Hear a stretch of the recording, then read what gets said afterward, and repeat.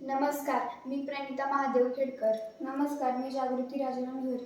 आम्ही सोनू अनाजी वाळंस माध्यमिक विद्यालय आंबवणे, तालुका मुळशी, जिल्हा पुणे येथे शिकत असून उपक्रम हरित ऊर्जा निर्मिती, पवन ऊर्जा, उद्देश पर्यावरणपूरक विद्युत निर्मिती प्रकल्प.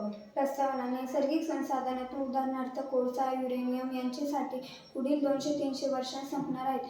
त्यामुळे आपणास नैसर्गिक स्रोत वापरून विद्युत निर्मिती करणे काळाची गरज आहे. रस्त्यावरून जोरात धावणारी वाहने यांच्या हवेमुळे